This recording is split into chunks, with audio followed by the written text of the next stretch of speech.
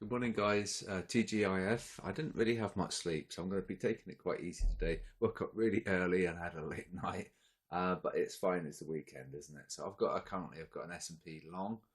It might go to the break even, but if so, it doesn't really matter too much. And I'm going to be coming back to it on Monday, and I'm going to do the same setup. Going to be looking for a low risk entry for a long, and then I'll probably move my stop ahead at entry to be honest with you. And then hopefully we get that pump, and then just rinse and repeat. But what you're going to do is make sure that your losses are, small and tight.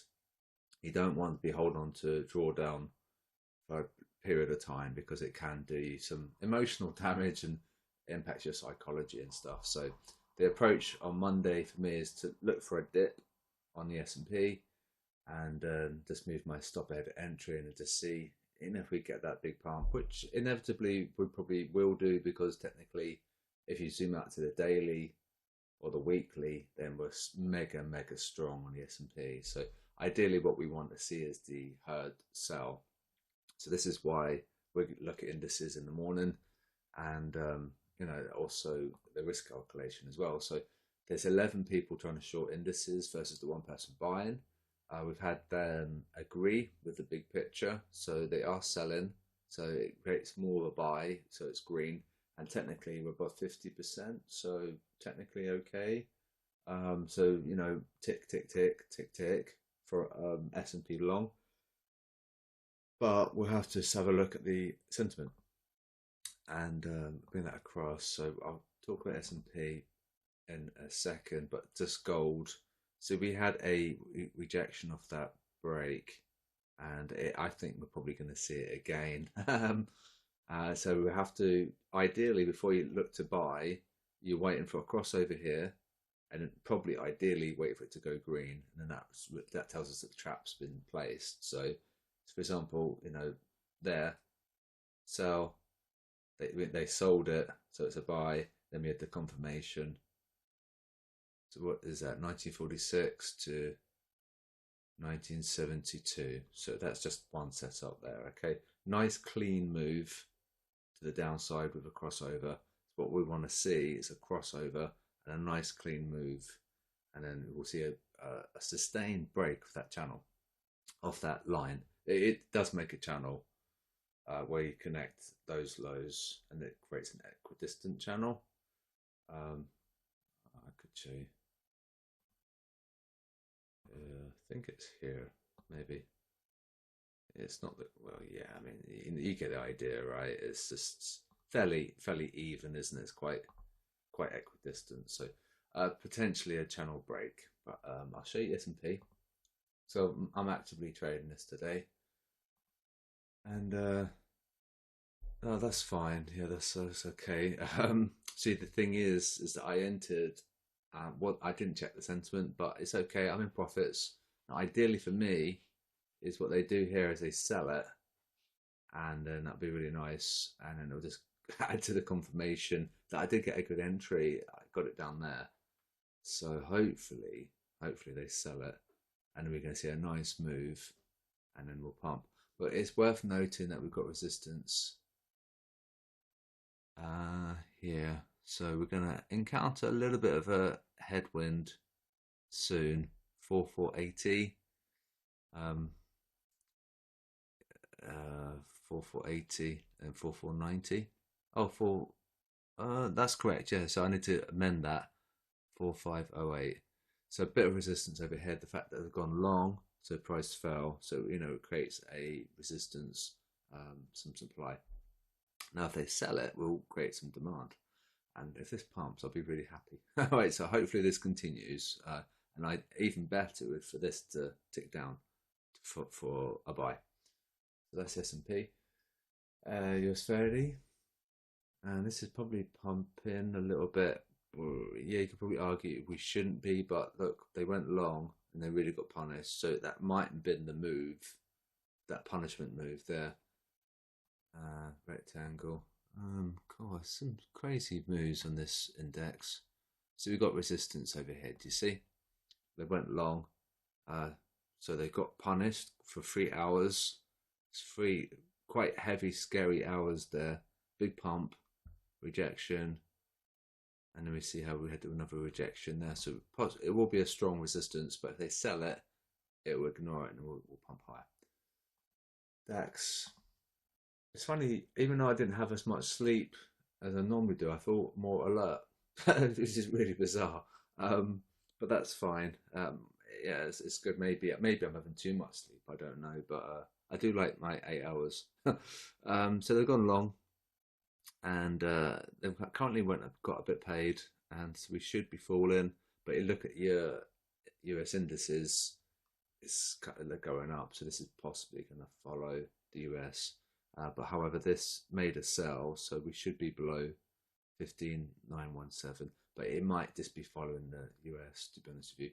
Now the robot has a negative week because we had the spam from the Kiwi CAD, and we had to put a duplication check in place.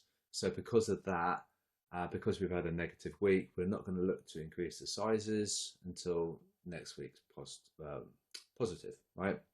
And now something else I've done is that I've taken off the trading stop, because this week we had the EURUSD long and buy, because the herd was so undecided with their positions. We actually got a buy and a sell in the same week. Now the trading stop, it didn't ensure we got to TP, but the SL meant that we got to its full stop loss. So basically we're hurting ourselves in a way, because we need to maximize profits, which what's currently going on with that particular setup that we had this week, the Euro USD, is that it went to its full SL, but when it went into profit, the trading stop kicked in, and so we made like £2 on the Euro USD, but because it went to its full stop loss, it was a £6 loss. So it was actually, from a risk to reward perspective, quite poor.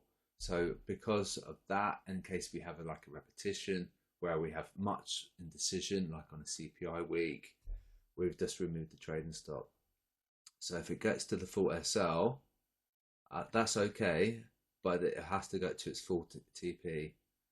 All right, so that's just the logic there. Now, having a trading stop is a good idea because we see lots of retracements and really horrible moves, and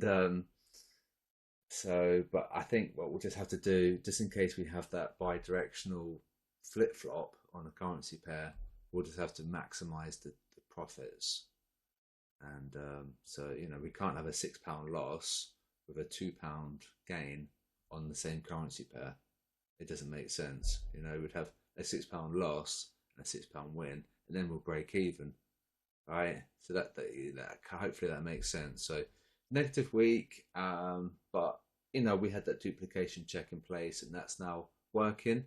And currently we're looking at yen weakness and some Kiwi strength. But what's happened since yesterday, that's yesterday's date, the herd have now gone really long on the New Zealand dollar. So I can show you that. So that's possibly not going to work out very well, the Kiwi yen, because there's going to be a big old battle there. And so, maybe we'll have to look at maybe trimming some currency pairs, maybe look at the majors, maybe NJs, maybe a bit too exotic. We could probably just look at maybe like the Euro yen or the Aussie yen, but and also we see lots of indecision as well, because obviously that would have been a buy yesterday. Of course, now the herd have gone long, it makes it a sell. So I'm pretty sure we'll get there. It's just a bit of patience, and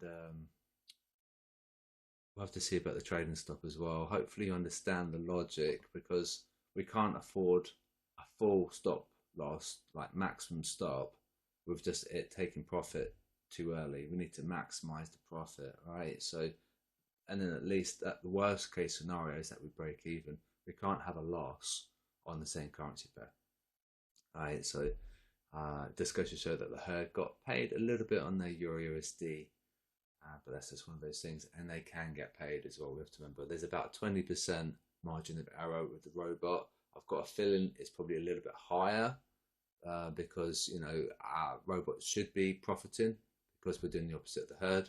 So perhaps we have to look at the algo where perhaps the failure rate might be too high. We've got it at 70%. We could reduce that potentially, and I guess we'll just see. Let's see how we go next week. If we have a negative week, then we'll have to change something here, because really what should happen is that the herd do encounter losses, and they're going to be counter trend. We can't have it if they're making profits. If they do, then the robot will be undergoing losses. So it's a quick one there, and by this time next week we'll know what to do as well, and hopefully by this time next week, because of the duplication checks are in place, we'll have a good week. And we had a negative week because we had lots of spam on the Kiwi CAD, and it did result in losses. So that's the robot wrap up.